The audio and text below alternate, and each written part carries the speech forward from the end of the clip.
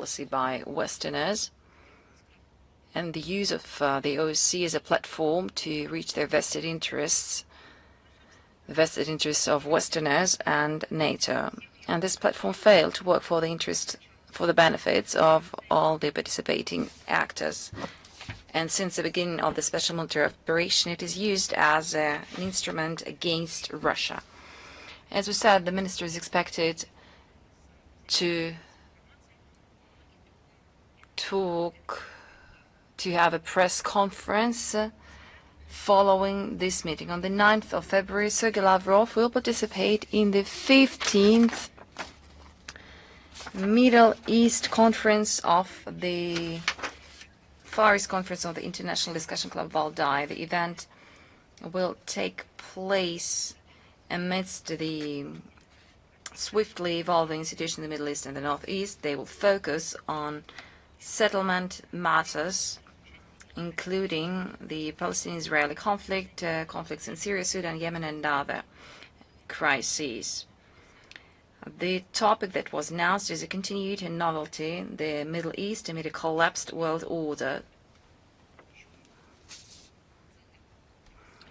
Another package of events attended by the Minister of Foreign Affairs.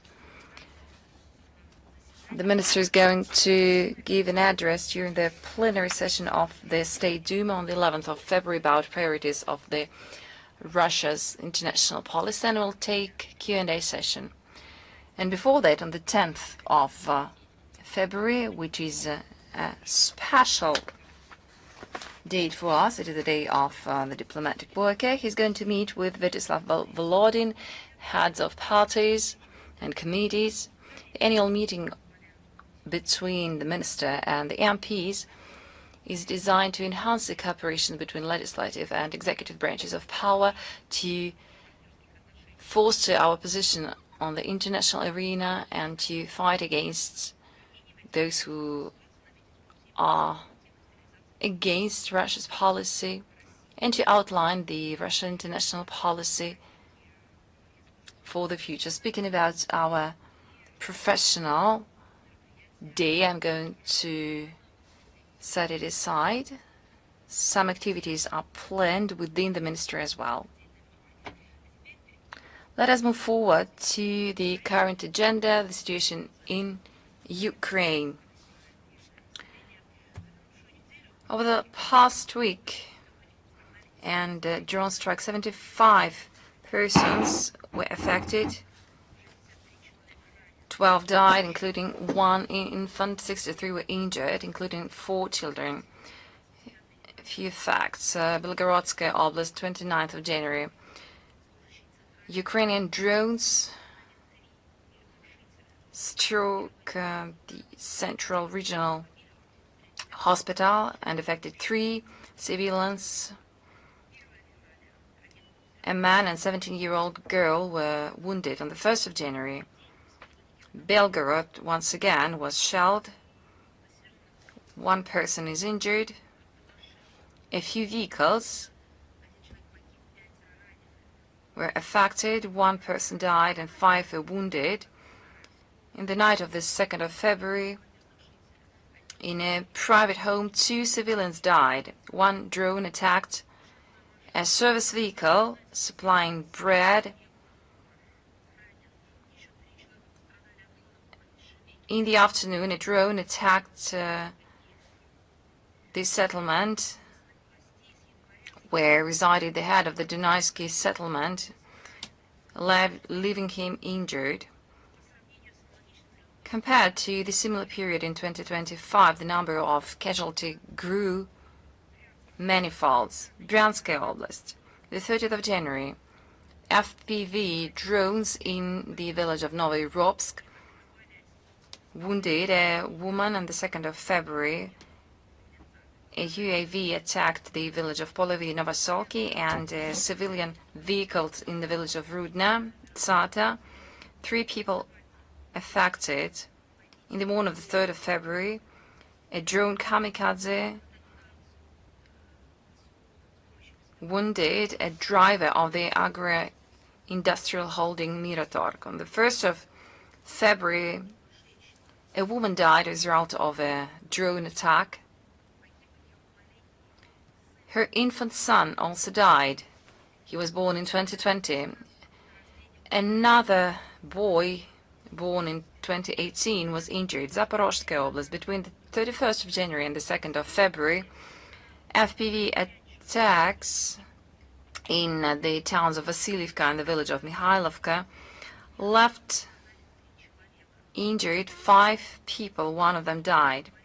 In Kursk, the drones affected 3 people in the oblast of Kherson between the 31st of January and the 3rd of February. Drone attacks struck homes.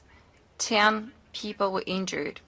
Russian law enforcement agencies keep bringing to criminal justice Ukrainian war crimes, their accomplices, and foreign mercenary. A participant of the terrorist battalion Aida, Russian citizen Yulia Tolopa, was sentenced to 9 years of imprisonment between 2014 and 2015. She participated on the side of Ukraine in hostilities on the territories of Donetsk and Lugansk republics as a commander of the vehicle BMP-2. She's in the international wanted list. The criminal regime in Kiev keeps blatantly being supported and shielded by its sponsors. Now we know exactly from recordings, video and photo materials of how these so-called Western elite and Epstein materials, which were published during these days, give us a proof of how the Western elite treats children, including their own children. Basically, they do not care any longer on what their fate will be. You see how they treat them. Imagine those who for decades subjected kids to violence,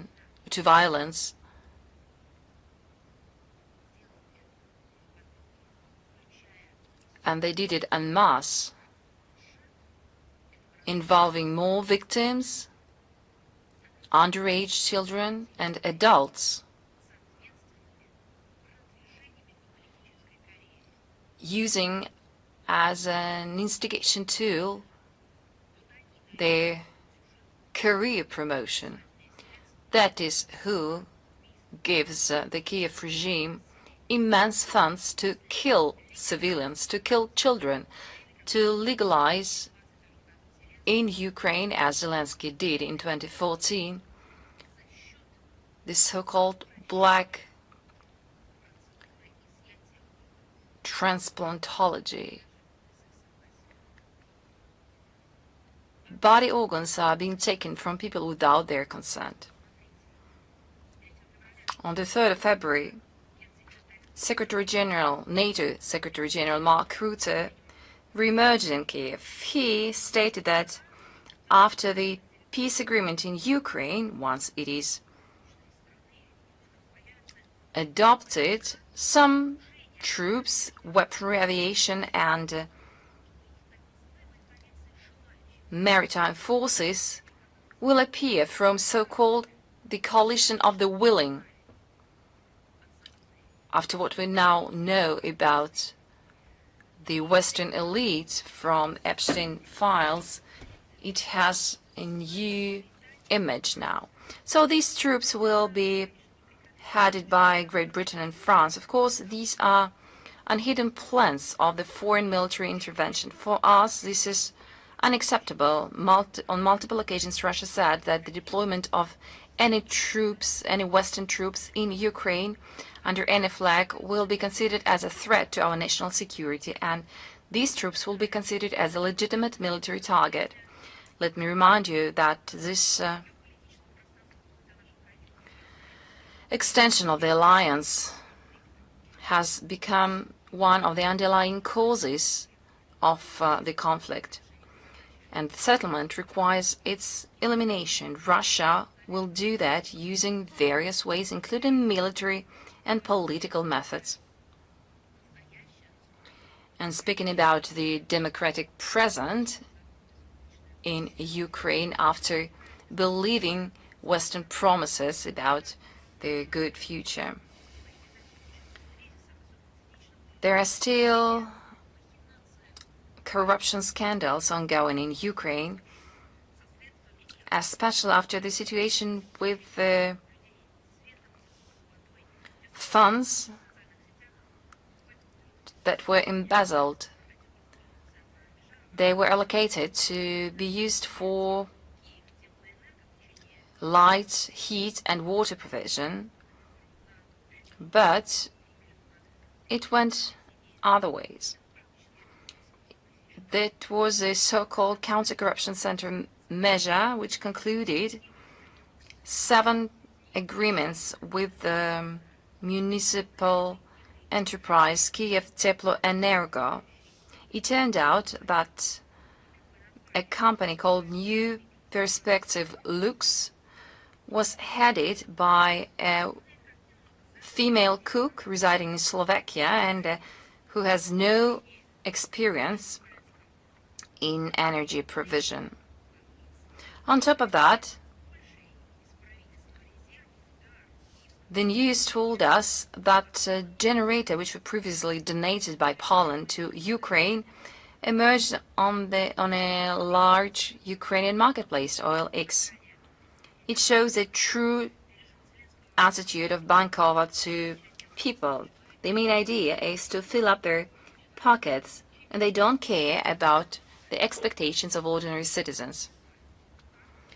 Instead, the regime of Zelensky, with the support of Westerners, kills people, taking them to prisons,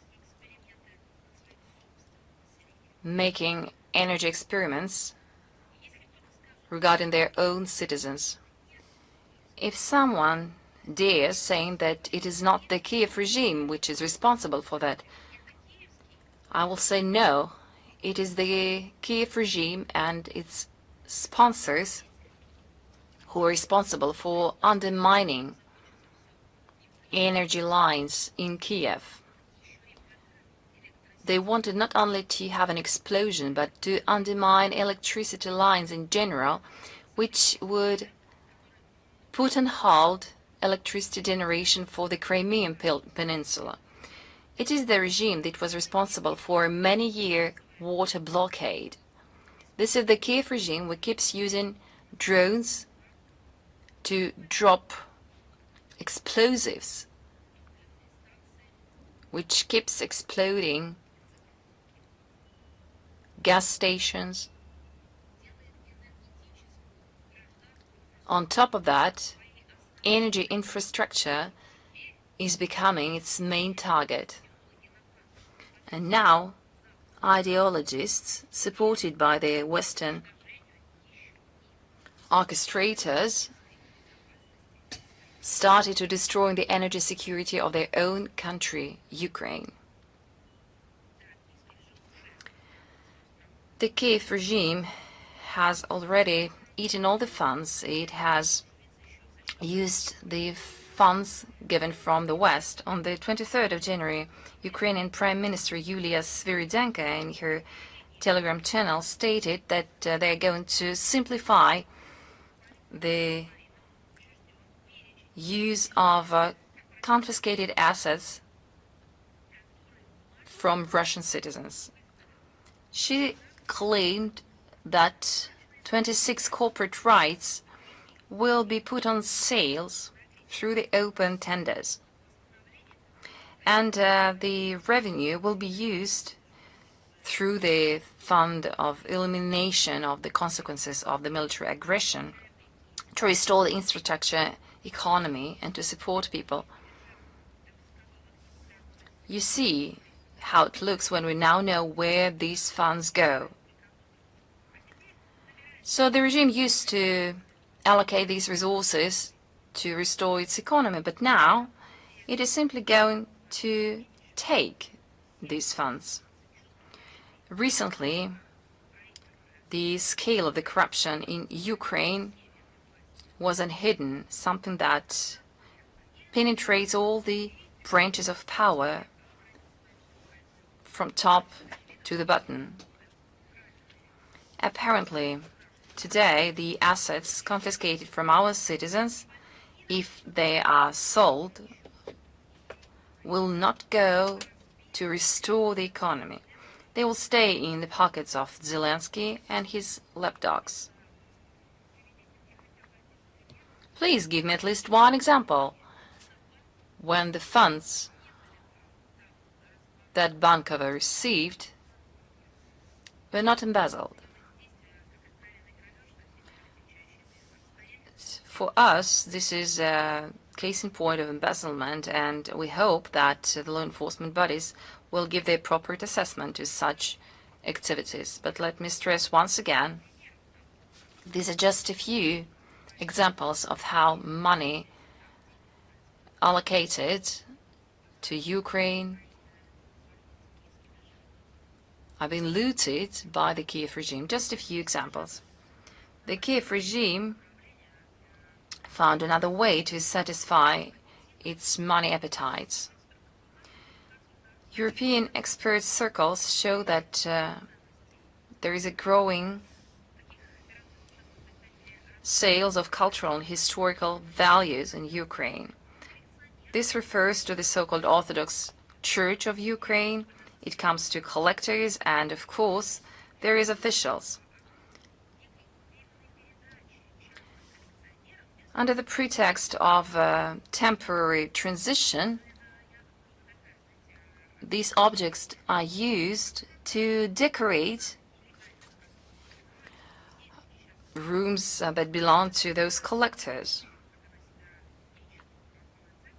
This so-called Orthodox Church of Ukraine uses its status to say that these objects belong to the church, and of course it makes it simpler to go through customs control and to sell these values abroad.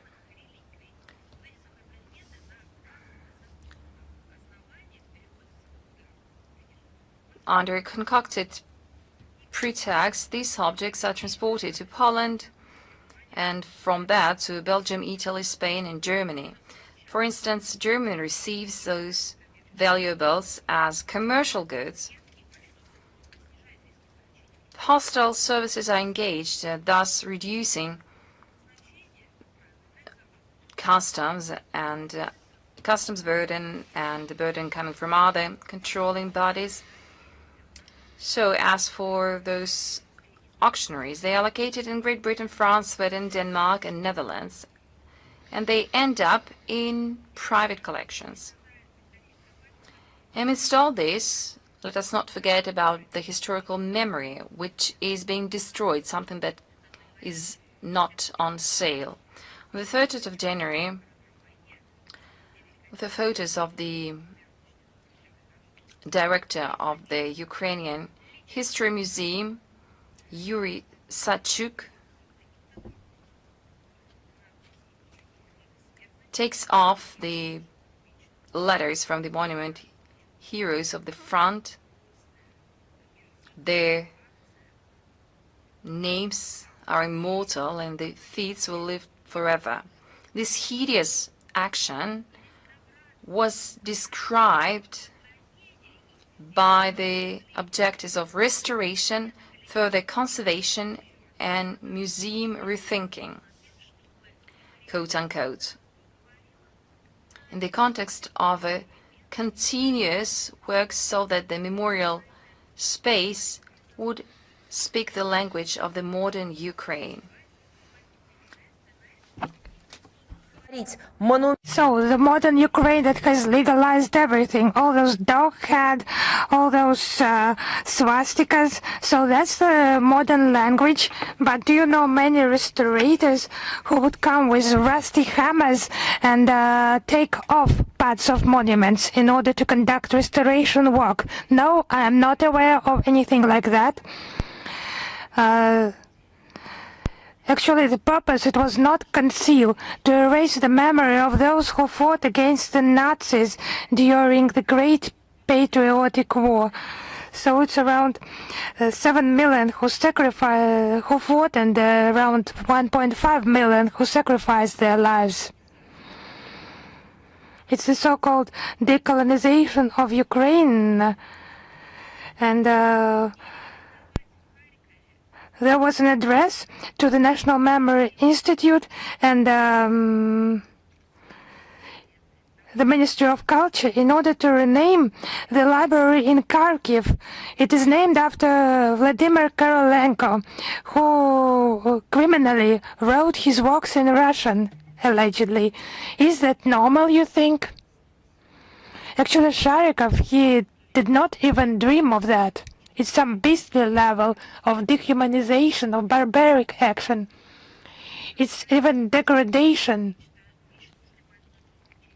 Also in Kharkiv, neo-Nazis destroyed a memorial plaque to fallen Soviet soldiers installed by employees of the Kharkiv Institute of Physics and Technology. Modern-day Ukrainian Nazis literally spit in the souls of millions of people, but they will not succeed in trampling on true history and the gratitude of their descendants. We will preserve it in our school books, in our documentaries, in our libraries. We will convey to future generation, future Ukrainian generation, their history. And we will do our best for the memory of our ancestors, never to be erased. Modern Ukrainian Nazis, as I have already mentioned, they have led to some unlimited level of cynicism. It's even not about cynicism no longer, because cynicism, it implies some dichotomic game between reasonable things and hypocrisy. Here there are no longer a game, no bipolar things, but no one chooses anything. It's just instincts of destruction. It's just about that are full scale. Just have a look what is happening in the language area. The Commissioner for the Protection of the State Language, Madam Ivanovska, she can be called the Sprachenführer. Literally, she just overacted herself. On one of the channels online, she expressed outrage that Ukrainians immediately switched to the Russian language when the law does not require them to speak Ukrainian. A quotation from Madam Ivanovska: even if you are at work, you decide you not some business issue, but discuss your dog or cat, you still have to do it in the state language, the Ukrainian language. Because you are at work, you are in a public space. Yelena Ivanovska stated, such a person would be just highly in demand in the Third Reich. Just check who is discussing dogs and cats in which language. It's just powerful. There are so many problems in Ukraine: rampant corruption, violations of human rights, lack of electricity and disruption with electricity, catastrophe with water supplies. But Kiev regime representatives, they do not worry about that. It's not an important issue for them. They're just concerned about who is speaking Russian and where. People speak, they communicate. But for those eradicating the Russian language in Ukraine, they even think in Russian. So they have not reached how to govern the thoughts of Ukrainians, for them to stop thinking in the Russian language. That's their dream. But they will use chips. With the use of artificial intelligence, they will succeed, I hope. But those who have chosen the Ukrainian language, and Ivanovska thinks that she is Homo sapiens on this basis, such situation is unacceptable.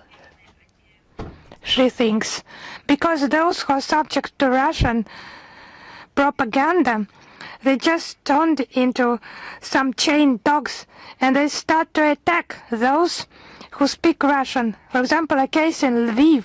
In a cafe, a mother and a child were speaking Russian. It sparked an outburst of hatred from one of the visitors, who started to cry and to shout and to try to make the Russian-speaking family leave the establishment. Fortunately, other guests did not support this outburst and stood up for the mother and the child. So in Ukraine, such zombies are ready to do anything for the language of Pushkin, Tolstoy, Dostoevsky, make it disappear forever. It's a true genocide. But despite all the artificial limits, the Russian language, it continues to exist. Just believe it will continue to do so. And all the facts that we have mentioned and the facts that we will mention today, they testify that the tasks of denazification and demilitarization of Ukraine will be achieved, and the Russian leadership has repeatedly mentioned that. Now regarding the Nuremberg process, it was the trial of humankind, the trial of Nazism. But now there was a systematic investigation and prosecution of Nazi criminals and their accomplices. So such trials are called the Soviet Nuremberg in the USSR. The work was conducted in the conditions of the ongoing fighting. The Extraordinary State Commission for the Establishment and Investigation of the Crimes of the Nazi invaders and their accomplices was established in 1942. Atrocities were documented, and those responsible were held accountable, and revenge would not just remain a slogan. Some of the guilty were tried quickly and privately right in the camps, and the most high-profile cases were brought to open trials in the cities that endured the terror of occupation. Krasnodar and Kharkiv became the first symbols of this kind of justice, and a new trial followed. So those whose crimes were confirmed by numerous testimonies and expert examination found themselves before such a trial. Thus, trials took place in Krasnodar, Smolensk, Bryansk, Minsk, Kiev, Veliky Luki, Nikolaev, Riga, Leningrad, Stalin-Donetsk, Bobruisk, Sevastopol, Poltava, Vitebsk, Novgorod, Komer, Chernigov, Chisinau, and Khabarovsk.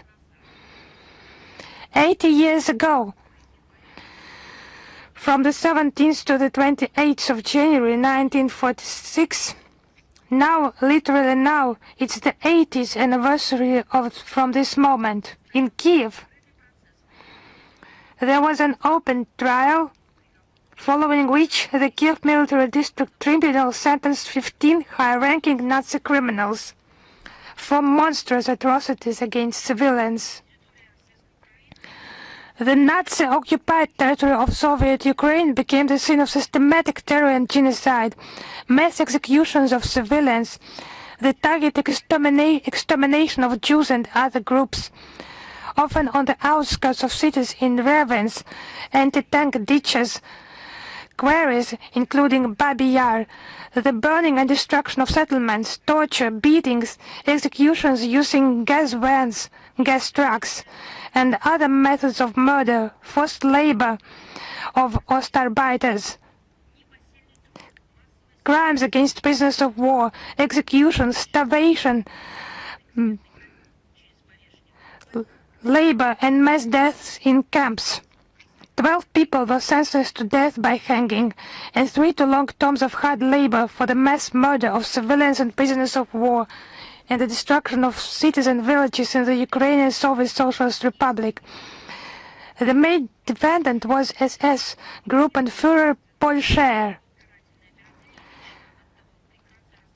He oversaw punitive operations directly and personally ordered the execution of any local residents in the occupied cities after dark.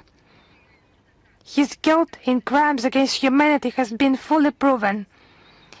SS Obersturmbannführer Georg Heinrich also admitted his guilt. In October 1942, he ordered the execution of 3,000 children in the city of Melitopol. But do you know the reason of that? 3,000 children. Maybe you would think some committed diversion, and the guilt of those 3,000 children. They were born after mixed marriages. They were collected by the police and gendarmerie and taken to the outskirts of the city and then shot.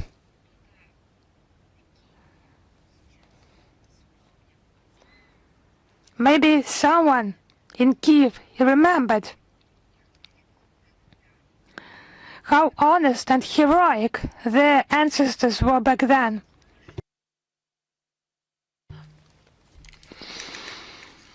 And it's just offensive for their memory, an offense caused by the Bankova officials. But I think our mission is to remind about that. Painful historical lessons have been forgotten in modern Ukraine. The Zelensky regime and his militants have long surpassed their ideological idols from the Third Reich in cruelty and hatred. They are exterminating civilians in the same territories, the same land that was under the yoke of Nazi occupiers obsessed with the brown plague. And their descendants now live within the former Ukrainian Soviet Socialist Republic. Their monuments are destroyed. And their feet is depicted on the monument and erased now and desecrated now by this rusty hammer.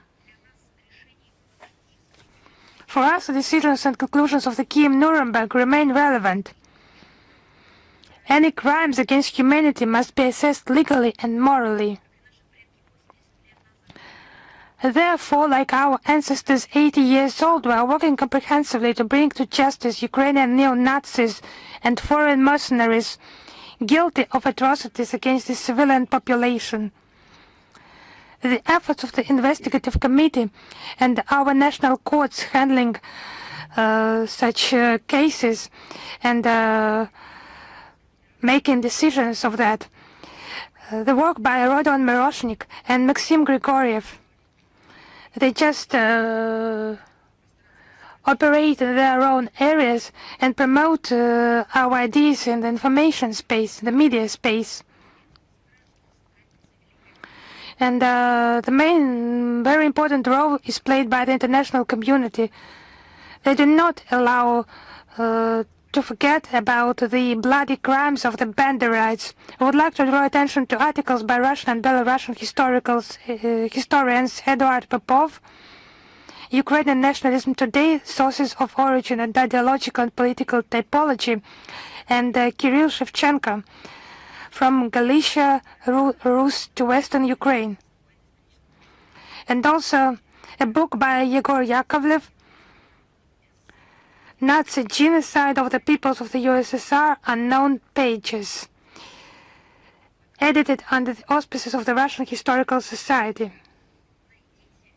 And I would like to add by myself, do find the links to the relevant material, the text version of the Today briefing, and please find the coverage of the cinema chronicle of the Nuremberg Tribunal, the tribunal over the Nazis. This testimony exists. This documentary coverage, for example, by Dina Pronicheva, who survived in the Babi Yar tragedy and found the force to become to testify about the crimes of the Nazis on the territory of Ukraine.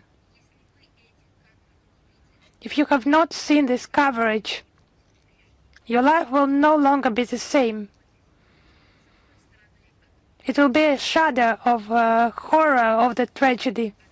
and on the other hand, of the courage and persistence of those who lived through that hell and found the forces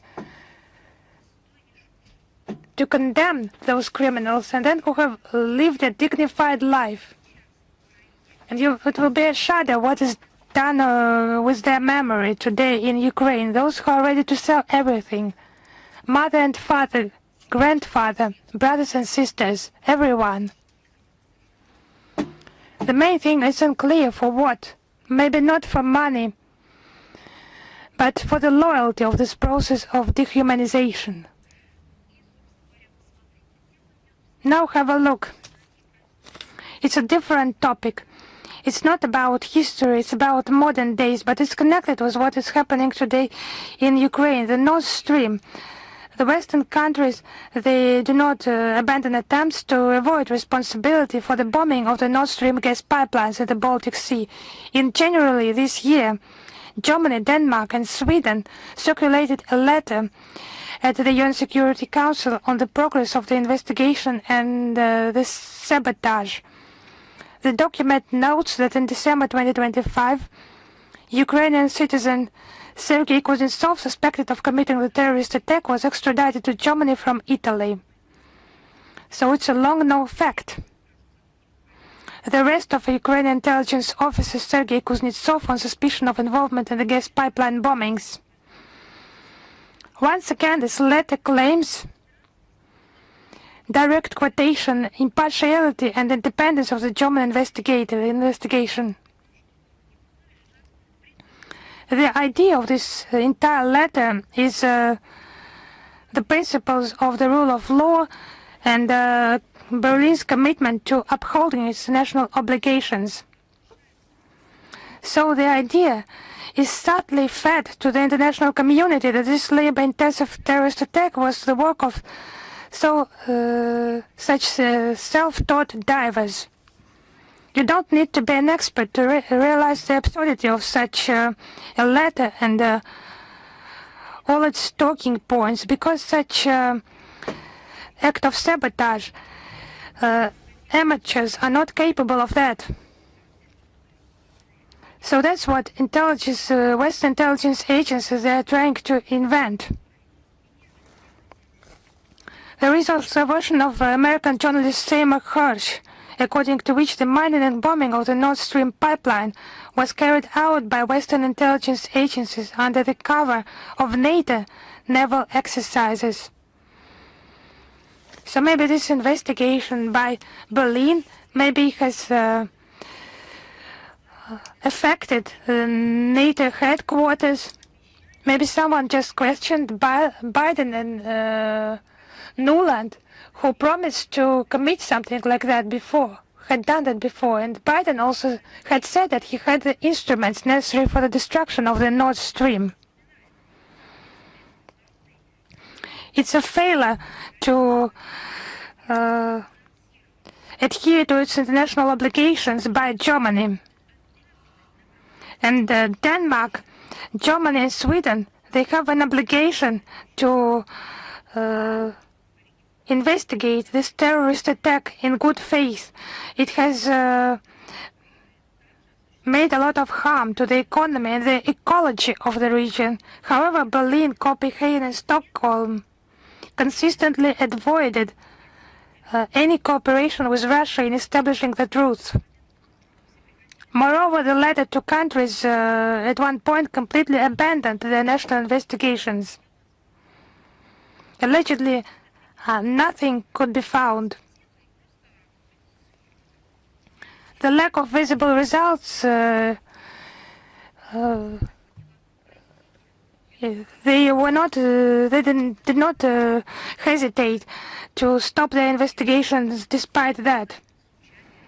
And whatever role is given by organizers, like mining and some maneuvers in order to distract, and the informing of stakeholders during the process itself and on the outcomes, the authors of that letter, they just forgot to mention about other Ukrainian suspects, also about Zhuravlov, who was also placed on the international wanted list. According to the available information, he is currently in Poland, but Warsaw categorically refuses to extradite him to German justice, violating international obligations. Not to mention Ukraine, that is literally a safe haven for those divers. We will just continue to seek the truth about Nord Stream explosions, including measures by Russia at the UN Security Council. No destructive steps by Westerners will shake our resolve to ensure justice, and sooner or later those responsible for this act of sabotage will be brought to justice. The situation in Moldova. Once again, they follow the principle: if something goes wrong, it is Russia to be blamed. At our previous briefing, we gave comments to the crisis situation in the energy sector of Moldova caused by the combative actions by the official Chisinau. On the 28th of January, the head of Moldovan Minister of Energy stated that the significant growth of tariffs on energy in the Republic was owing not to the internal decisions, but, once again, quote-unquote, Russia used energy as a political weapon, end of quote. Moldovan authorities seem to have forgotten that in December 2022, they solemnly announced their rejection of the Russian gas. Once again, another quotation: now Russia will not have any tools to blackmail us. And once again, in Chisinau, we hear about some kind of energy weapon of Moscow. Well, it seems to me that you have reached all your objectives, let's say approximately 4 years ago, or isn't it so? Please try to be clear about whether this weapon exists or not. We gave all the comments from our side to those statements. As long as we're talking about energy, let me remind you that all the industries in Moldova were established under the Soviets, the time that they hate so much, that they like demonizing. I'm talking about authorities, not about citizens. After the Great Patriotic War, the energy system of Moldova was built from scratch in record times. In 1948, compared to 1940, electricity generation grew by 39-fold. Less than 3 years passed after the end of the Second World War. Imagine starvation, damage, destruction, so many wounded, so many challenges. But at that time, the Soviet authorities had electricity generated in Moldova 39 times more than in the pre-war period. The commission of a powerful Moldovan water power plant and the first and the second power plants and many other electricity generation plants allowed for a 25-fold growth of electricity generated. Moldova not only had electricity for industrial and household needs in the country, but it also supplied energy to neighboring states, including Ukraine and Bulgaria. In terms of electricity produced per capita, Moldova left many developed countries behind. Another case in point, educational system. The USSR left to Moldova as a legacy its educational system, the system of primary, secondary and higher education built from scratch. According to the open sources, during the last 5 years, Moldovan authorities, under the pretext of optimizing them, closed over 200 schools and gymnasiums. As a result, the youth see no prospects to get a decent education at home and fleeing the country en masse. It is not that we are desirous to speak about Moldova, but we have to respond to their statements. So let us continue. The accumulated inflation rate between 2021 and 2024 reached an unprecedented level of 66%.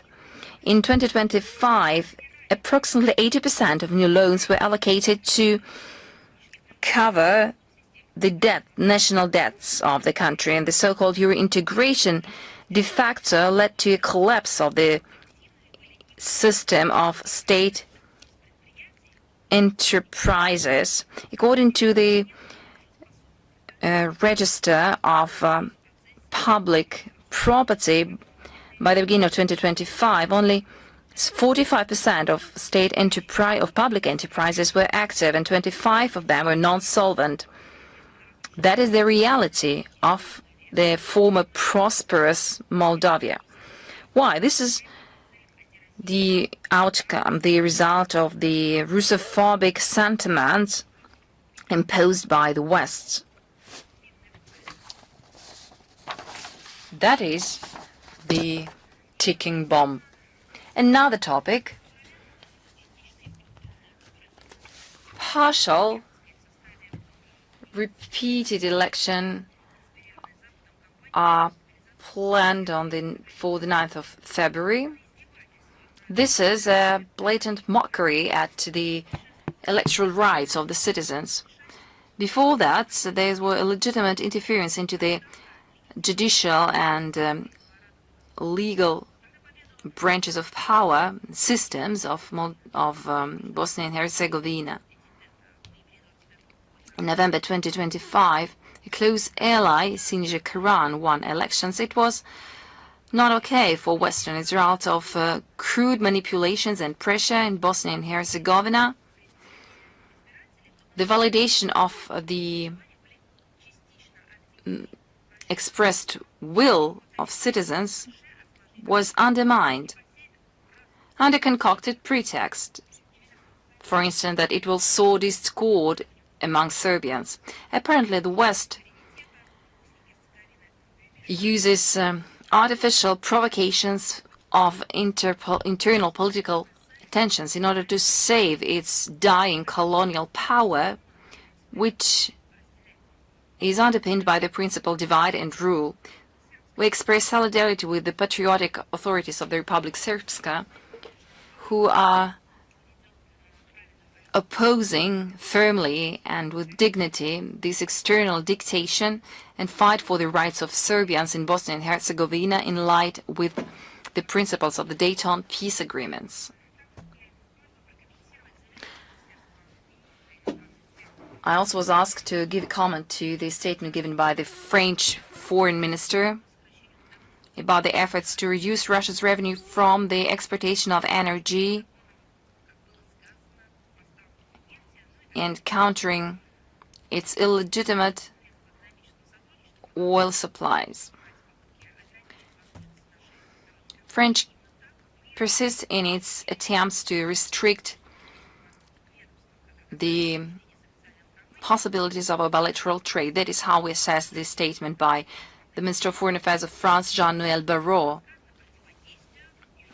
As he said, было озвучено в ходе совместной пресс-конференции с министром иностранных дел Турции 27 января текущего года. Мы исходим из того, что многоплановое российско-турецкое взаимодействие в торгово-экономической сфере является взаимовыгодным, вносит существенный вклад, в том числе в обеспечение энергетической безопасности Турции и европейских потребителей российских энергоресурсов. Мы рассчитываем, что турецкие партнеры, осознавая преимущества проверенных временем партнерских отношений с нашей страной, четко и недвусмысленно выскажутся против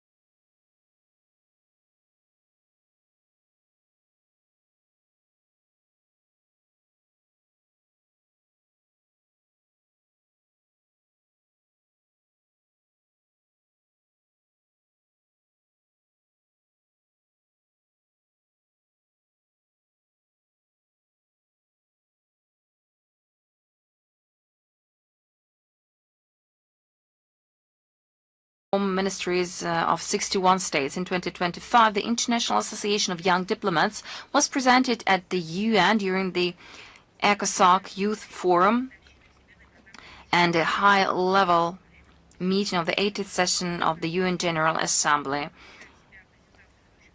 The business program of the conference includes a presentation of leading educational projects by MGIMO, and the Secretariat of the session will hold its session. The rector of the university, Mr. Tokunov, expected to attend, as well as representatives of ministry, young diplomats, and employees of international organizations and federal executive bodies. Another interesting fact is that the UNESCO Mendeleev competition was announced. The prize was established in 2015 and is fully funded by Russia. It is one of the most interesting prizes, joint competition worth $500,000. The prize is awarded to those who promote basic or fundamental sciences. In 2023, Irina Iretska from Russia and Professor Klaus Mühlen from Germany won this prize in 2023. We expect the announcement of the winners of the third competition. The awarding ceremony will be held this year in Paris. The submissions for the fourth competition will last up until the 15th of March. So slightly over a month is left to submit your candidacy. Of course, we are willing to see bigger geography among candidates. Once again, you will find the links to this competition and to additional information about it in the text of the briefing. We are committed to promoting this through our ministry. As I promised, a few words about the Day of a Diplomatic Employee.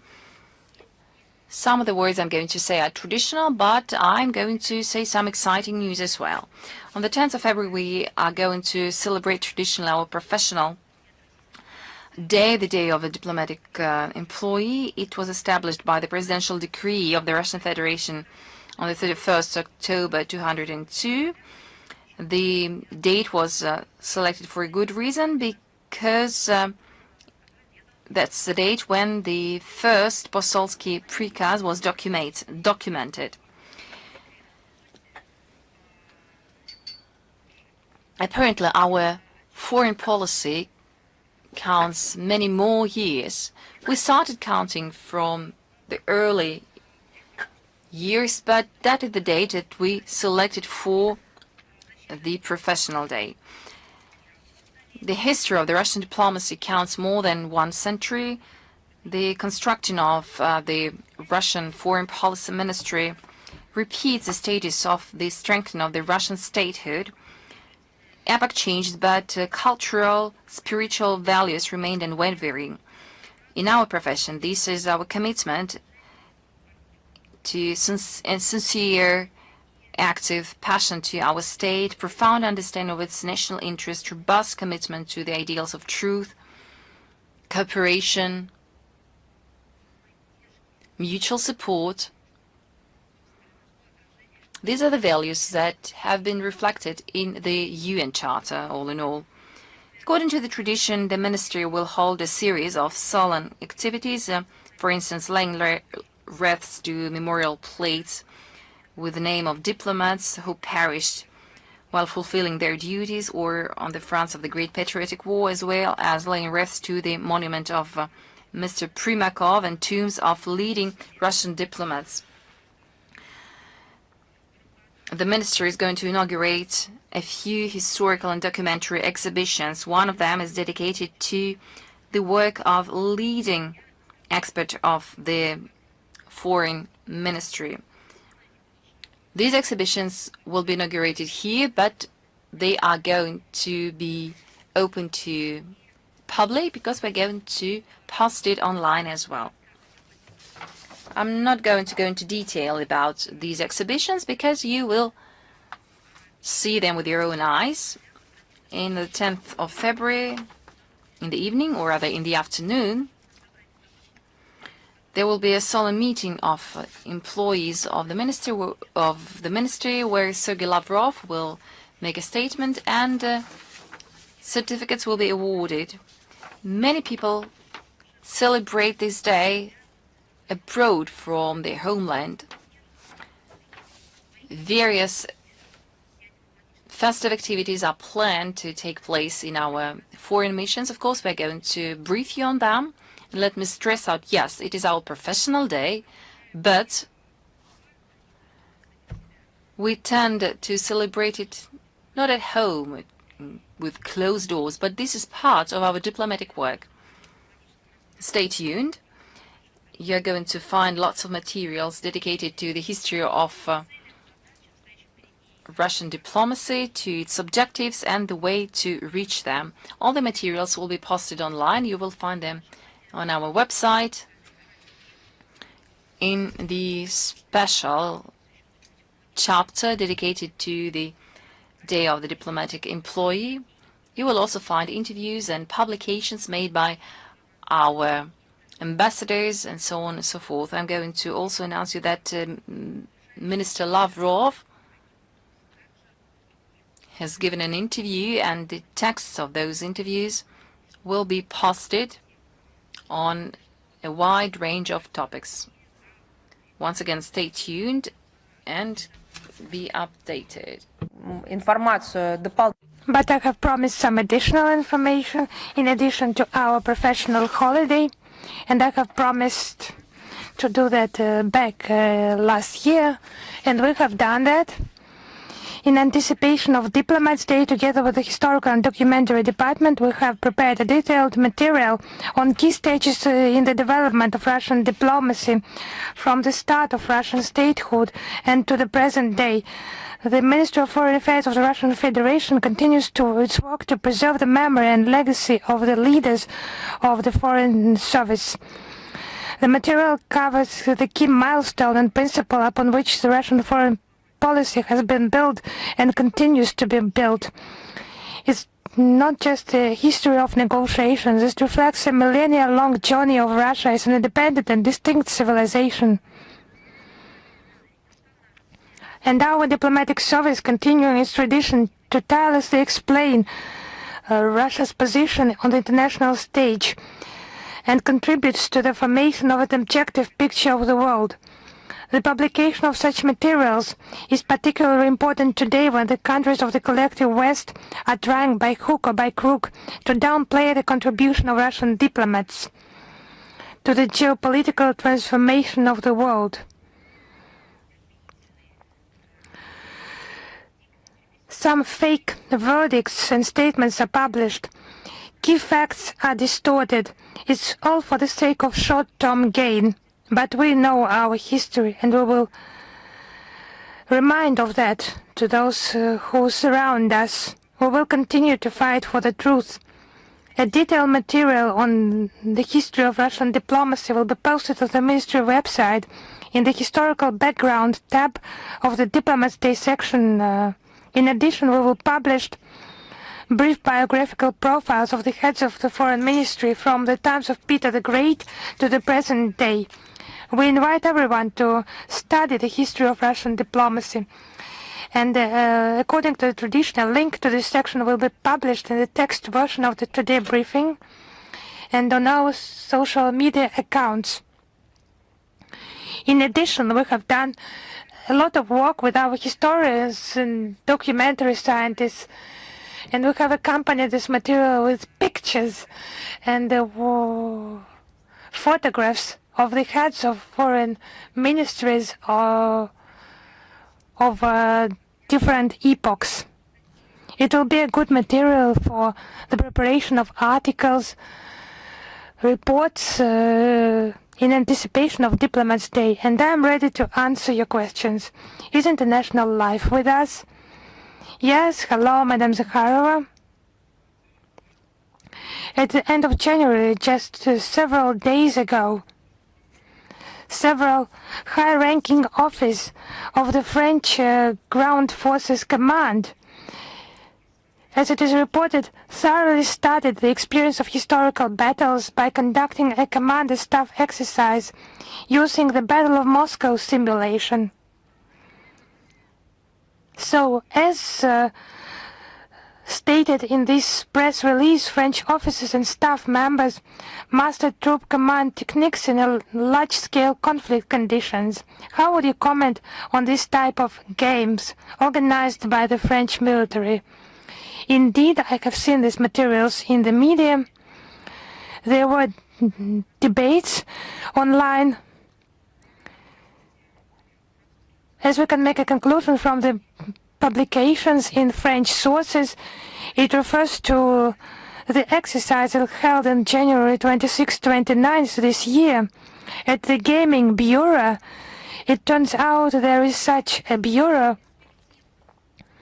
of the Prospective Combat Operations Command of another exercise where ground forces, staffs and units, as stated, it's a quotation, were introduced to the culture of tabletop wargaming. Based on the example of some games, one of which is Battle for Moscow, which was created in the 1980s. Back then, it is difficult for us to assess the practical benefit of such exercises. Certainly the defeat of the Nazi hordes near Moscow in 1941-1942 is closer to the present than Napoleon's army crossing of the Berezina in 1812. Or say the Battle of Poltava in 1709. However, each of these victories of Russian arms should firmly imprint in the collective memory of Europeans and just inflict ultimately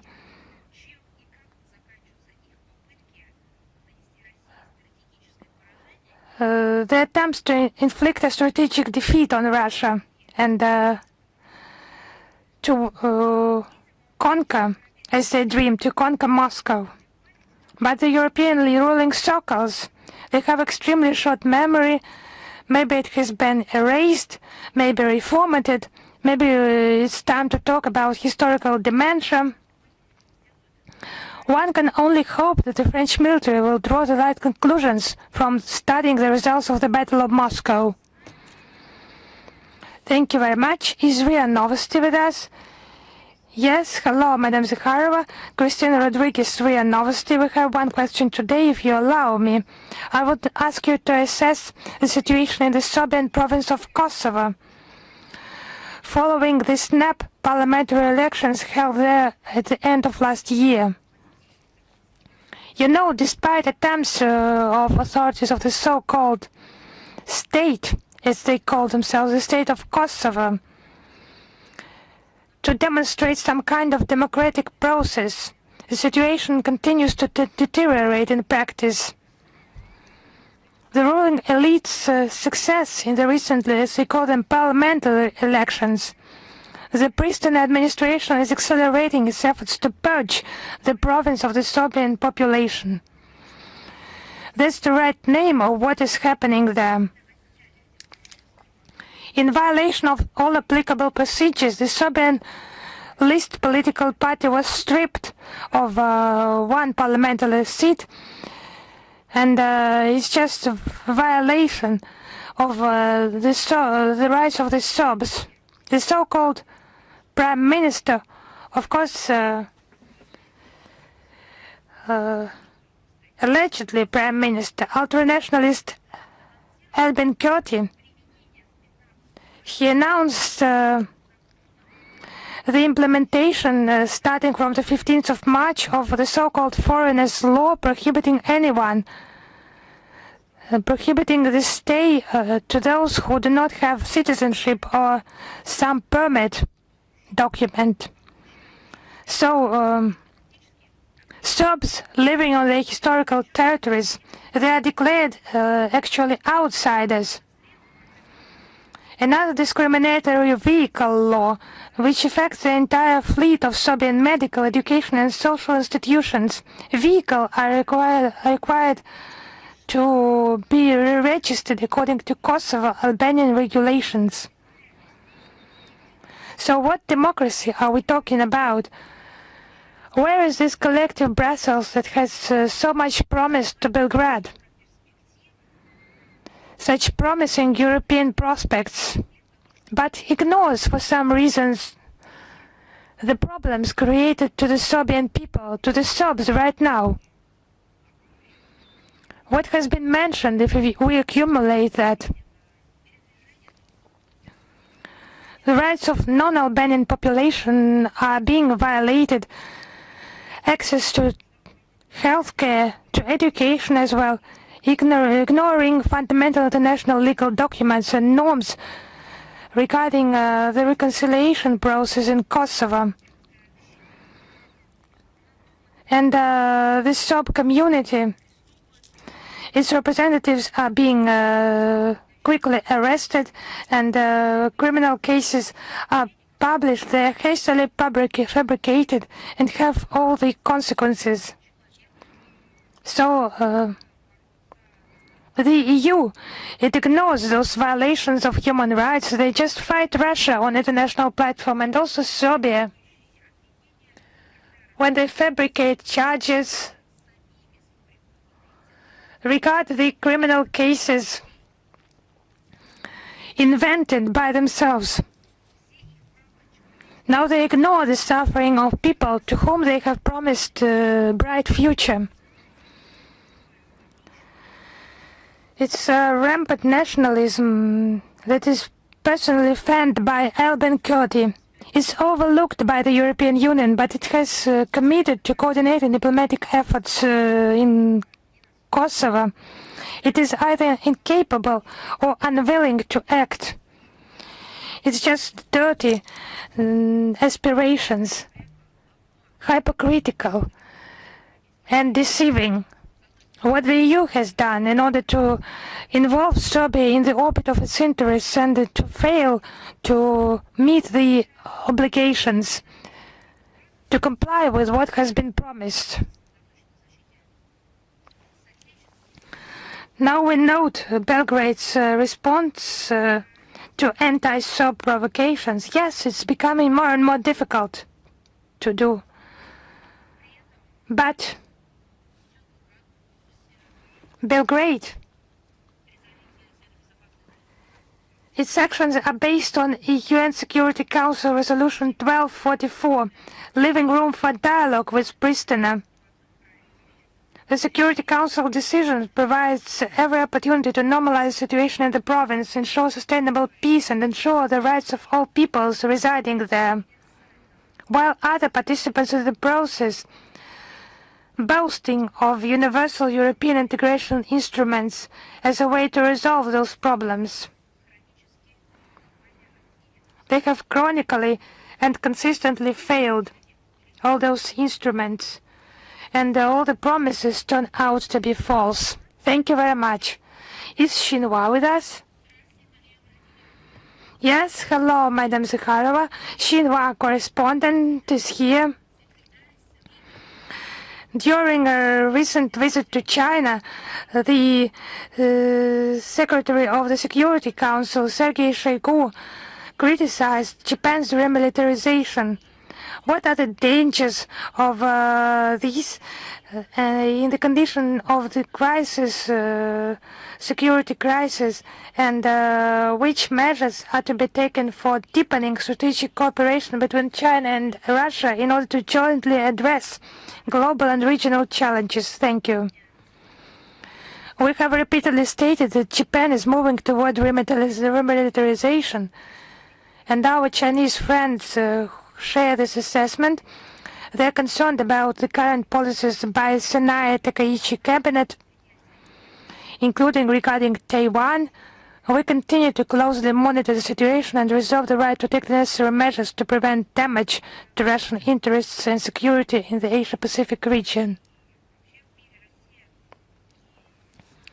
What is well known in China and in the world in general Russia and China are consistently strengthening foreign policy coordination, which is a crucial component of the Russian-Chinese comprehensive partnership and strategic interaction, and serves as a stabilizing factor in global and regional affairs. Thank you very much. Thank you. Is Sputnik Abkhazia with us? Yes. Hello, Madam Zakharova. Hello. My question is as follows.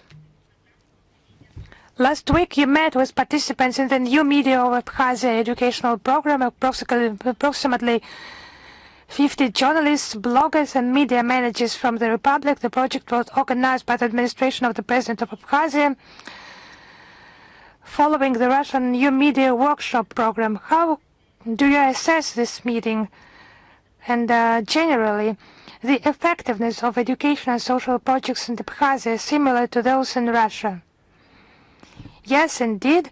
On the 28th of January, at the request of the leadership of the dialogue regions as part of the new media workshop, we met right here at the Ministry of Foreign Affairs with representatives of press services and media outlets and bloggers from Abkhazia.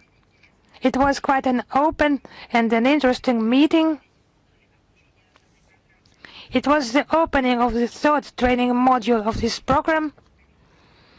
The first two modules took place directly in Abkhazia, and now our colleagues from Abkhazia came to in-person educational events in Moscow.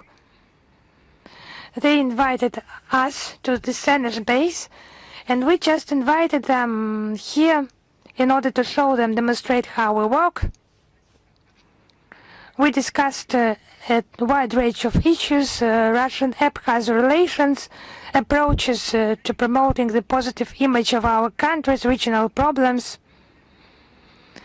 Of course, we particularly focused on historical, cultural, natural and touristic advantages in Abkhazia that annually attract many tourists to this beautiful and hospitable country. I think it is not for us to evaluate the effectiveness of such educational projects. It's for those who takes part in them directly. I think it was interesting, and those programs give a wide range of opportunities. And how the participants treat them, it's a question to them. I would remind currently in Abkhazia as well in South Ossetia, there is a whole range of educational and social-oriented projects with the use of Russian expertise.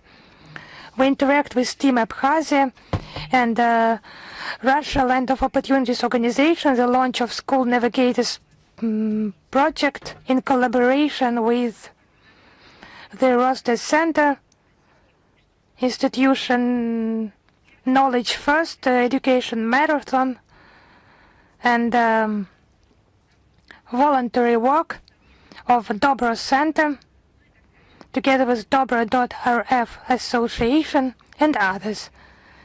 We know that such initiatives are in demand in this republic and contribute to strengthening Russian-Abkhaz friendship. Thank you. Thank you. Is China Media Cooperation with us? Yes, hello, Madam Zakharova. We have two questions today. Donald Trump has recently made a statement that Narendra Modi has agreed to stop purchasing Russian oils, and Washington will reduce tariffs on Indian goods from 25% to 18%. How would you comment on this? U.S. President's claims to dictate to independent states with whom they can trade and with whom it is not allowed, they are not new, as well as India's position, which has repeatedly been voiced by the country's leaders, both in contacts with Russian counterparts and publicly. In economic cooperation, New Delhi is guided solely by national interests, making sovereign decisions based on commercial expediency. We have no reason to believe that our Indian friends have changed their approach. We remain convinced that India's purchase of Russian hydrocarbons is beneficial to both countries and contributes to maintaining stability in the international energy market. We are ready to continue close cooperation with our Indian partners in this area. Thank you. And on the 2nd of February, Vladimir Putin signed a decree establishing the years of Russian-Chinese cooperation in education in 2026-2027. What are your expectations from those years of education, and what impetus can they give to cooperation in the educational sphere? Let us have a look how those cross years of culture were held, and they were a great success. The public, it estimated them, assessed them accordingly. There were more than 400 various events organized. Those were official events, but the number of unofficial events who have supported this interstate policy, there were much more of them.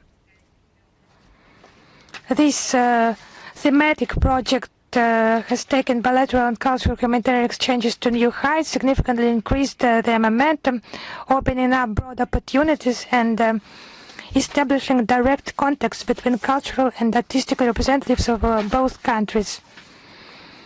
2026-2027 were declared the years of education between our countries. Bilateral ties are actively developing, and there is a possibility to study in another university without losing one's status at the home institution. Our flagship project is being successfully implemented. The joint Russian-Chinese University in Shenzhen opened on the basis of Lomonosov Moscow State University and the Beijing Institute of Technology. The task of training highly qualified personnel is relevant, with the knowledge of Russian and Chinese includingly, covering new areas. I think you will agree with us that the youth is important to promote our strategic cooperation because they will define the future of the world, and we see strategic objectives in preparing personnel, those who will be able to enhance the whole package of our avenues of cooperation, and to achieve that we need to create all the necessary conditions so that in the future those who study today will become first-class experts and will be able to use their skills and their knowledge for the benefit of our states. Let me add one more comment. Have a look at how the West treats Chinese students. So they start by inviting them, but further on they expel them for some reasons which have nothing to do with laws, law obedience or anything else. It reaches the xenophobic levels. It is not only about Chinese students, it includes students from other states.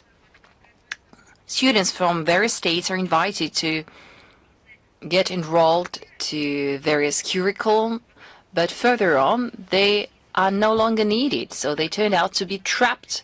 They spent their money, they had some ideas for their education,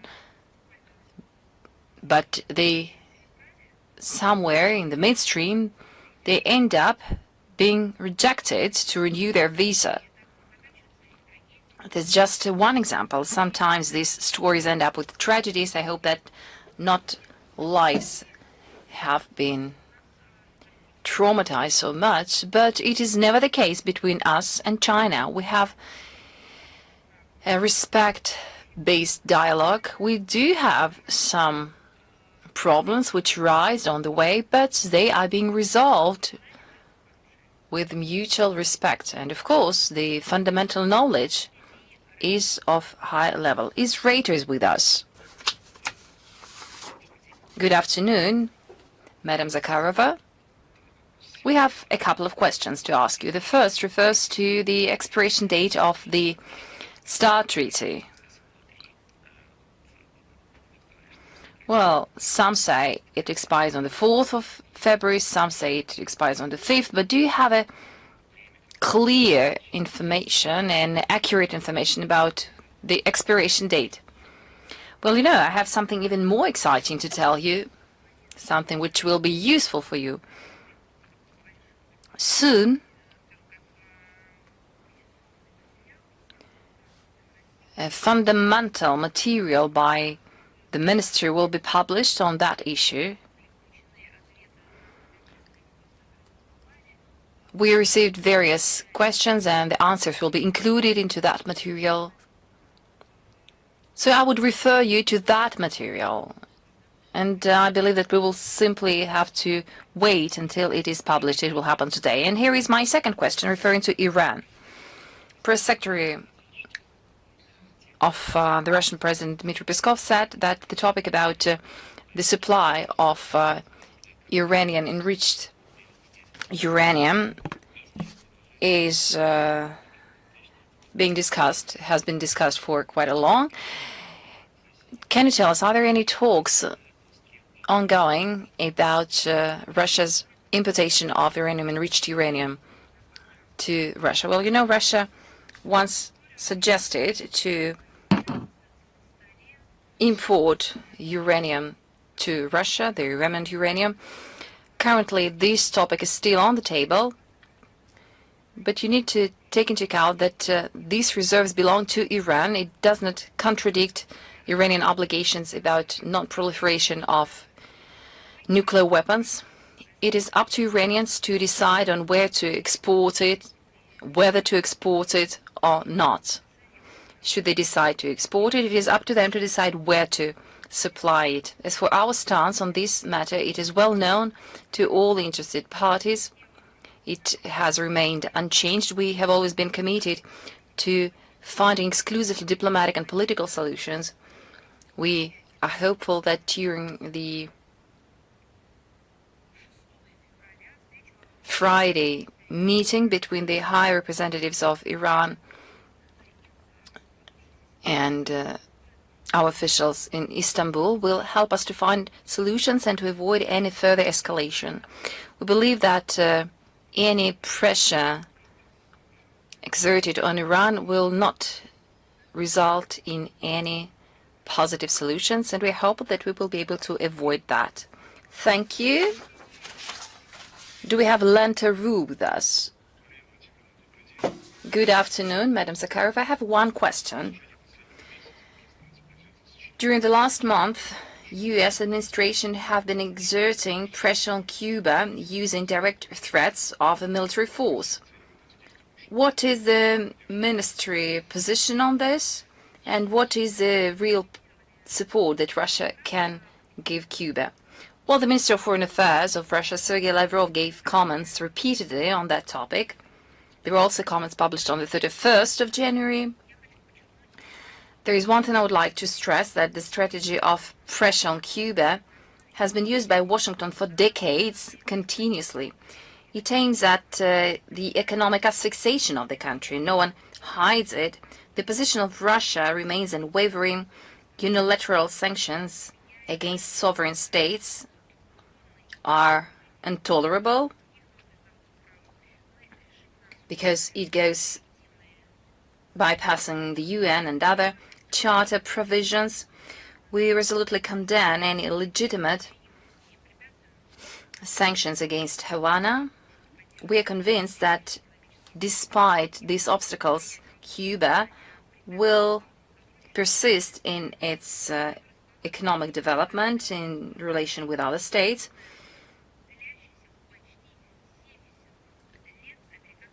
This social and economic situation is the result of the 70-year trade and economic and financial blockade imposed by the U.S., but we are committed to developing multifaceted cooperation with Cuba for the benefit of its citizens. Newsroom. We have two questions. In Finland, more often we hear about the possibility of restoring relations with Russia. Recently, we heard that Helsinki will have to build a dialogue with Russia. Previously, we heard that Finns are moving to Russia to work despite the closed borders. Are there any signals to restore a dialogue from Finland? And what is Moscow's stance on that? Well, you know, My opinion is that, first of all, it is up to Finnish authorities to restore critical thinking. They need to revamp their statements in a way. They need to forget all those Russophobic statements that they made over the last years. Once again, they need to restore this critical thinking towards everything they say. And somehow this has to be linked to their mouth to avoid all those hideous statements that they produce. I hope that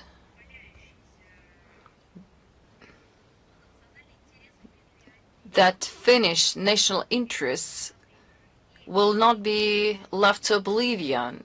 And once again, these national interests have to be linked to critical thinking and to the mouth of the leadership. And once it is done, only then, maybe, we will be able to move forward.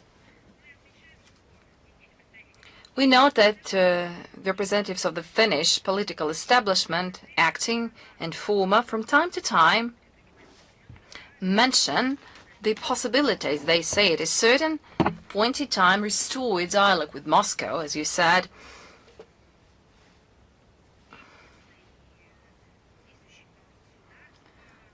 The head of the government, Alexander Stubb, and Vladimir Kiviniemi, and Prime Minister of Finland, made such statements. Very often, such discourse is given with some conditions. For instance, the ending of the Ukrainian conflict, as if it was not their project. They say that even after the solution is found, the relations will not come back to the previous level.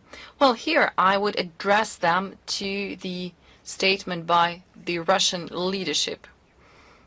They tend to use business as usual, but it will never be as it used to be, because they were those who undermined trust and confidence. And they did so much mess that it will never be able to have business as usual. For us, such statements by Finnish officials is the recognition that the policy of isolating Russia leads to a stalemate. At the same time, no practical moves to normalize bilateral relations undertaken by Helsinki are noted here.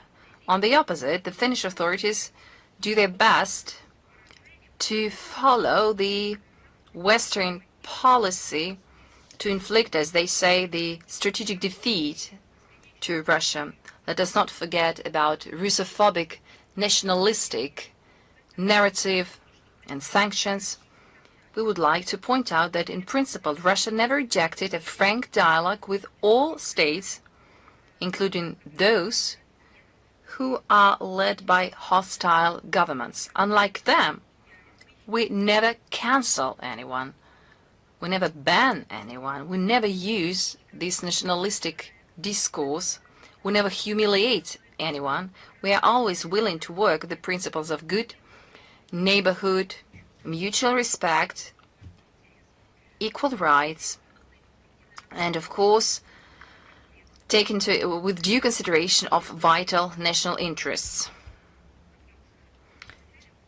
But it is hardly likely that any advancement are possible without fundamental shifts in the Russophobic policy of the Finnish authorities. And our second question, what is the Russia's position toward the Estonian legal act giving the right to military to sink dangerous and suspicious ships? Do you consider it as an attempt to limit freedom of navigation and legalization of piracy? Well, it brings us back to the April 2025, when the Parliament of the Estonian Republic adopted a law according to which the Estonian defense have the right to use force in regard to civil ships or other floating vehicles to eliminate the threat to infrastructure. These powers include the Baltic Sea, internal waters, territorial sea, and exclusive economic zone of the country. But according to the international law, it does not belong to the coastal state territory. Let us not forget about the UN clause. Once again, it is universal in application. Our position hasn't changed. Once again, Westerners are willing to use the international law to serve their vested interests in violation of the international law. These are absurd attempts.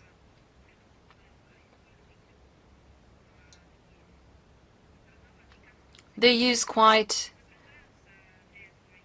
bizarre constructs that they invent without any legal foundation. We said previously that our country is going to respond appropriately to risks and threats coming from Estonia. Estonians do not dare apply this new legislation towards Russian courts, but we call upon states to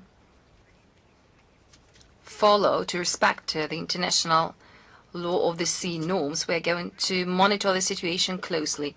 Bold News, are you with us? Good afternoon. European politicians, they're saying more often about the breakdown of the historical memory. For instance, the president of Poland, Karol Nawrocki, condemned the Soviet Union in unleashing the Second World War and in its involvement to Holocaust, thus insulting the memory of Soviet warriors, liberators, and victims of genocide. And Kaja Kallas, the head of the European diplomacy, said that over the last 100 years, Russia invaded more than 19 states. How can we react to such statements? How can we protect the historical memory? Well, we reacted already to statements given by Kallas and by Nawrocki. Well, not all the states managed to get rid of their Nazi past. In the last years, more often we face the historical aggression, or rather historical dementia. We hear the growing war against monuments and memorials erected in honor of warriors with Nazism. We see memoirs being published where actions by those condemned by the Nuremberg Tribunal are glorified. Clearly, this brings us back to what we have been saying for many years about the history being distorted, being disfigured in order to rewrite it and to bring down monuments to the real heroes and to erect monuments to criminals. These actions cannot be justified by whatever objectives, geopolitical objectives. Such activities, sometimes with connivance or with support of the official authorities, play into the hands of those who glorify racial purity and racial or ethnical discrimination. But let us once again remember what kind of example it sets for the younger generation. It is encouraging that many states, like Russia, condemn such manifestations. Russia repeatedly submitted to the UN General Assembly its resolution on the 15th of December 2025. The plenary of the 80th session of the UN General Assembly adopted the draft resolution submitted by the Russian Federation for the 21st time. 119 states expressed their support to the resolution. It is noteworthy that European states prefer to abstain from voting on this initiative, and the US delegation, who put to a vote our project under the pretext of caring for the respect for the freedom of peaceful assembly and association and the freedom of opinion and expression, they did not hesitate to justify their position in order to promote notorious revisionist approaches to the Second World War, including the thesis of the equal responsibility of two totalitarian regimes for the outbreak of the war.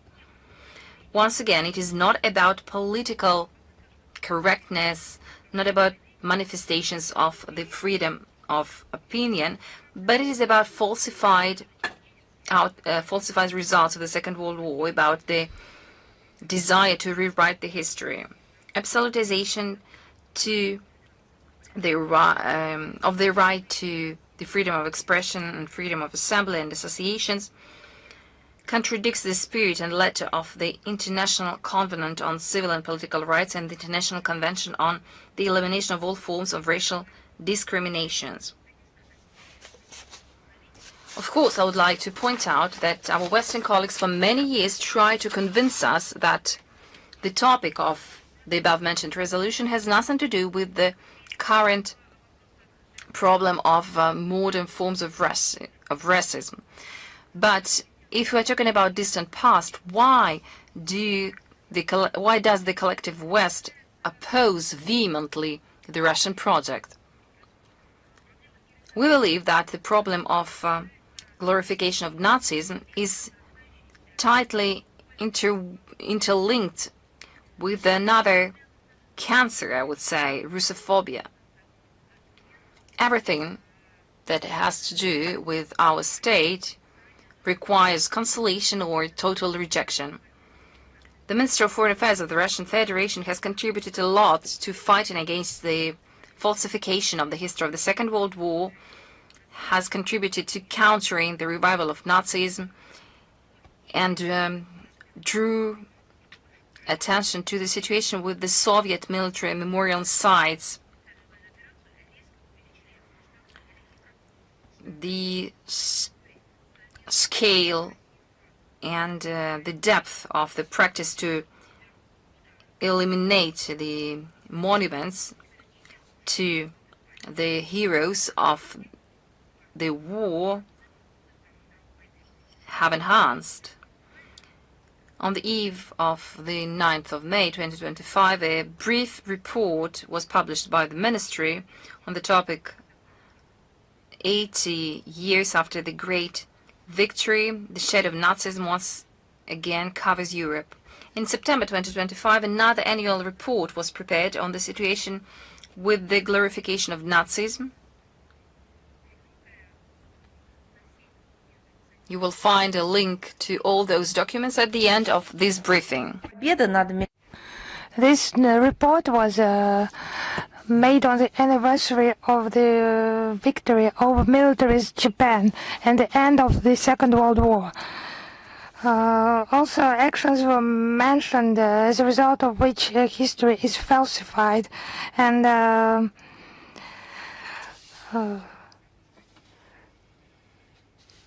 it's about participants from Italy, Germany, and Japan, with the mention of the Nazi regime and the situation in the 1930s and the revanchist ideas. So that's our reply for the attempt to the attempts to falsify history and change the outcome of the Second World War. So we remember the crimes of militarists and Nazis, and the work will be continued. Thank you very much. Thank you. Is Verilk with us?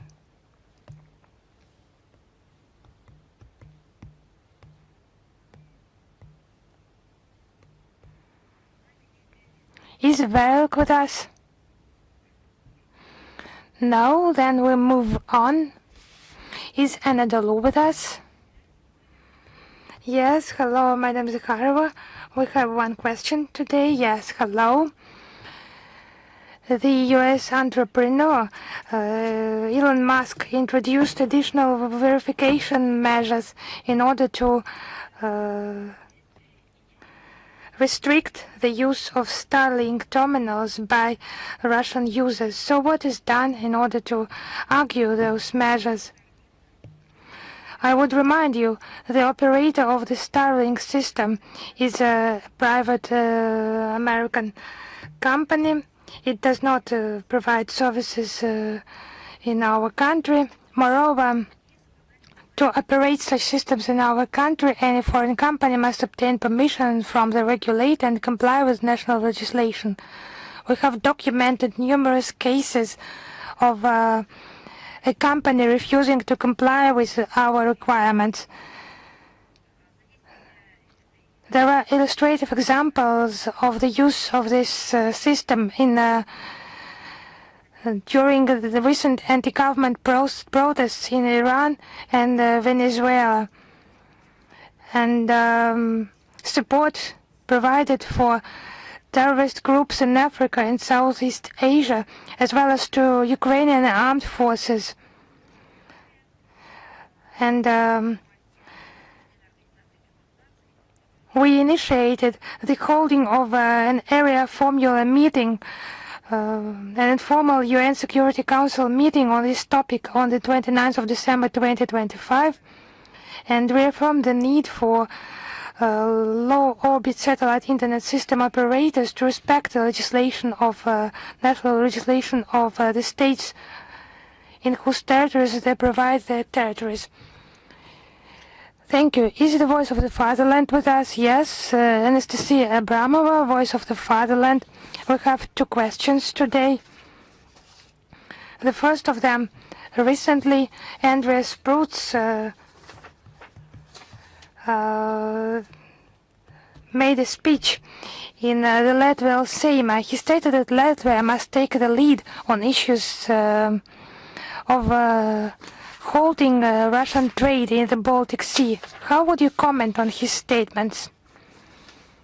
We actually daily comment on statements by various Western figures who just make empty statements wearing some glasses of their own.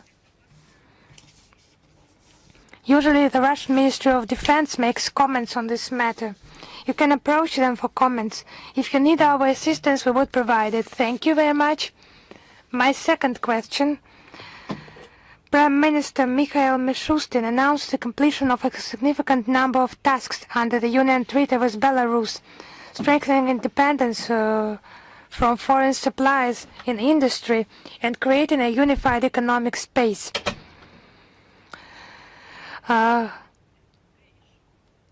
What is the experience of integration within the Union State with Belarus? How can it be used as a model for strengthening sovereignty in other forums, such as the EAU, CIS, and SCO? I have a reference in this regard. So, the more participants, the more difficult it is to find a mutually acceptable solution. And it is very important here, like the sisterly nature of relations between Russia and Belarus, whose peoples are connected with multi-century history, spiritual and moral values. If you're interested, I think you have highlighted not only the integration union of Russia and Belarus, but also other mentioned structures. Then interaction on the basis of the SCO is an important vector of our cooperation. I would like to understand, are you interested in interaction between Russia and Belarus within the framework of these organizations? No, wider with others. more republics and more countries that have participated in those unions. Yes, could you repeat then? Yes, Prime Minister Mikhail Mishustin, I have understood that. As an experience of successful integration within the state union with Belarus being used as a model for strengthening sovereignty in other forums, such as the EAU, CIS and SCO. Okay, I have understood. I will prepare and reply to this question with taking into account all the data, figures, and we will reply to you. Thank you very much. Goodbye. And goodbye. Is Embassy alive with us? Yes. Hello, Madam Zakharova. Hello to my colleagues. I represent Embassy Live, the Embassy Live media outlet, and I have two questions. The first one, on the 29th of January, the UN Civilization Alliance Forum was held. How do you assess those actions and what are the approaches of Russia on this important international platform aimed at intercultural and interreligious dialogue? I would remind that Russia was one of the founders of the UN Alliance of Civilizations established in 2005, and our country is a member of its group of friends. We view the Alliance of Civilizations as a promising platform for expanding inter-civilization and interreligious dialogue. This structure operates within Russia's fundamental approaches, reducing ethnic and religious differences, easing social tensions, programs in education, youth policy, media, and migration. We attach particular importance to the Alliance's efforts to strengthen spiritual and moral values. Russia is a multi-confessional and multi-ethnic state. It continues to uphold moral principles in international affairs. Principles of kindness, peace, and justice. We assign a key role to fighting against religious intolerance and violations of the rights of believers.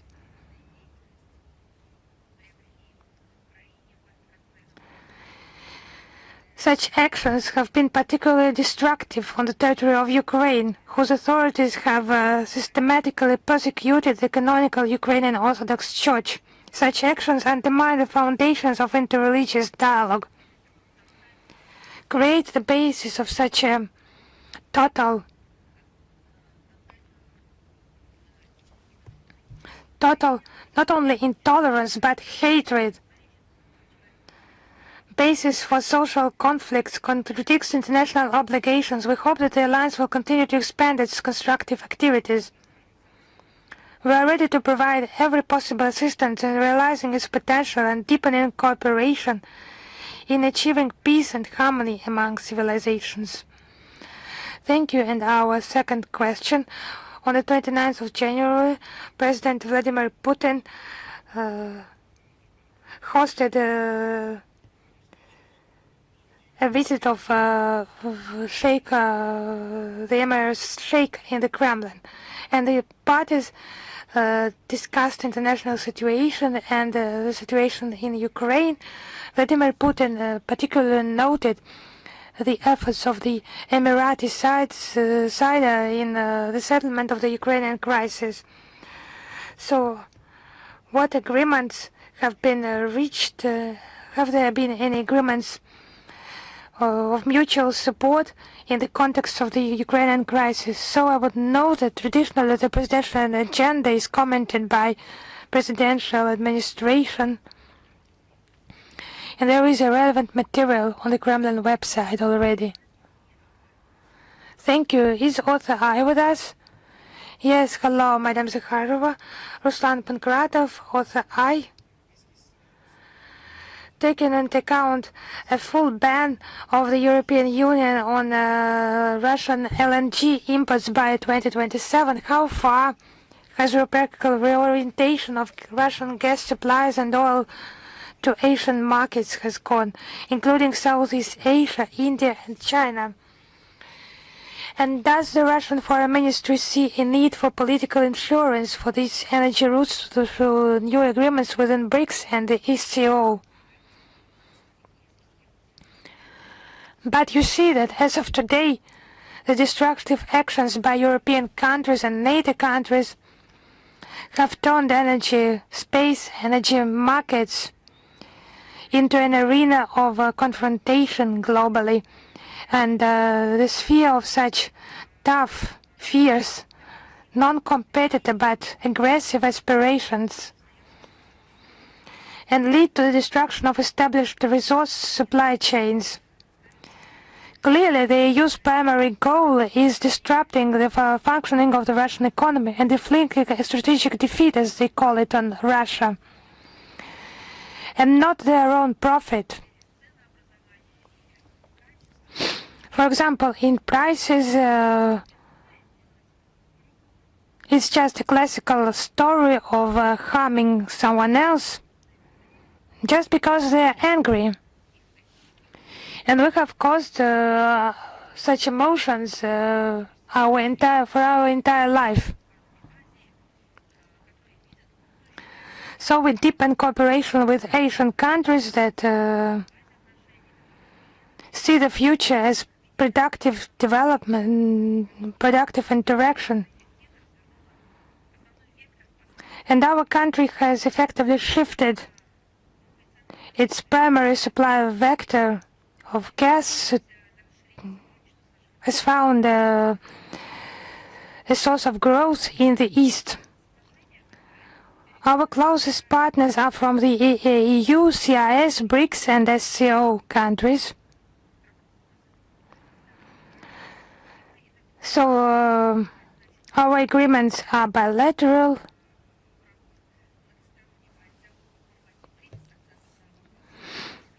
and BRICS multilateral dialogue plays an important role, like non-discrimination of any fuel type, taking into account the specific characteristics and development priorities of our countries. It is reflected in the relevant statements by BRICS leaders and ministries. In particular is the final declaration of the 17th BRICS Summit, Rio de Janeiro, the 5th-7th of July 2025.